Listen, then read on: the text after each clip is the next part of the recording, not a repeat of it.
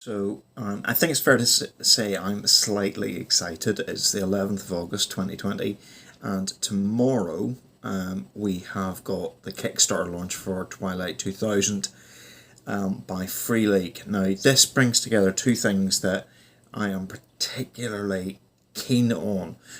Twilight 2000 was probably my first RPG experience, and I have a lot of nostalgia around it. A great world, a little bit crunchy system, but a really good game. And then that is now going to be combined and revitalized by Free League, who are probably my favourite company on the world at the minute in terms of what they produce. Simply producing some fantastic stuff out there. So I'm just reading through one of the press releases they've got on this. The first edition of Twilight 2000 was an iconic game for me back in the 80s, and we are humbled and honoured to work with Mark Miller and Game Designer Workshop to bring a new edition to life. The original game was really ahead of its time, totally agree with that. Our goal is to build an amazing sandbox survival gameplay and develop it further and make it more accessible, and this is from Thomas Hornstam, who we've had on the channel. I am hyper excited about this. It's just such a great it's such a great game, and for these guys to be handling it is just awesome.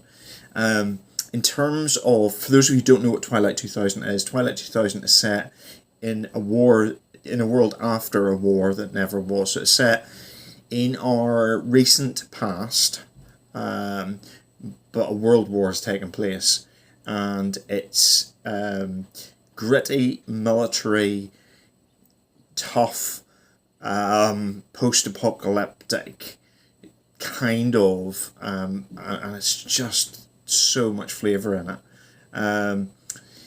The thing, what's that? So they're saying, let me just have a look.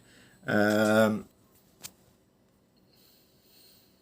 design team is being led by Thomas Hornstam. To give you an idea who what else he has led on, he's led on Alien RPG, Forbidden Lands, and Mutant Year Zero.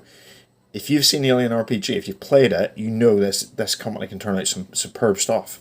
And the setting and scenario has been written by Chris Lights and edited by Angus and Abramson.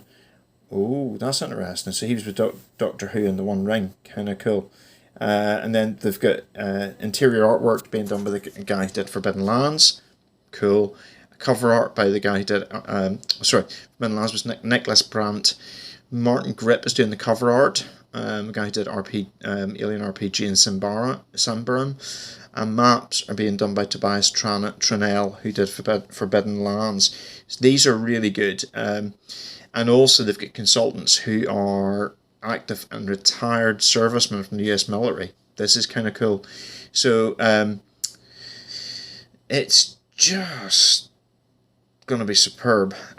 Just like the original game, the new edition is set in Poland, devastated by war, but the game also offers an alternative Swedish setting, as well as tools for placing the game anywhere in the world. So you're seeing a flavour of what they've done in other games coming through. They did that with Loop as well, so they set it in one place and then Sweden as well, because it's a Swedish company. In the game, the players take on the role of survivors in the aftermath of World War III. Either soldiers or civilians, their goal beyond surviving for another day can be to find a way home, to carve out a new their own fiefdom where they are, or to find out more about the Operation Reset and maybe make the world a little bit better again. Now, the core gameplay uses a hex crawling system established in post-apocalyptic Mutant Year Zero. I was hoping this was going to be the case, and survival fantasy Forbidden Lands RPGs. This is very cool, and it develops it further into Twilight 2000. Now, I have to admit, whenever I look at this one, are they going to do that? Because Twilight 2000 had this bit about it that you could generate missions very easily in some respects. The core rules are built on the Year Zero engine used in those games, but heavily adapted to Twilight 2000, and it's focused on gear and gritty realism. It's not going to be as crunchy as Twilight 2000 is what I've picked up, which is actually probably a good thing, because it's a more modern game. And if you look at systems from the time, they tended to be very rules heavy. This is going to be a little bit lighter, a little bit more accessible from what I'm making out, but at the same time, they're desperate to keep the flavour, because the flavour is just awesome. So keep an eye out for tomorrow, the 12th of August. Twilight 2000 is going to be going up on Kickstarter. I'm definitely going to be backing it. I've been saving my pennies towards this one. I think it's going to be absolutely fantastic. The company's got a very good record on their Kickstarters, but to be honest with you, their games are just brilliant at the minute. So I'm so super excited about this one, and hopefully you jump on board, because I certainly will be tomorrow. And yeah, bring it on in the war that never was. Bye bye.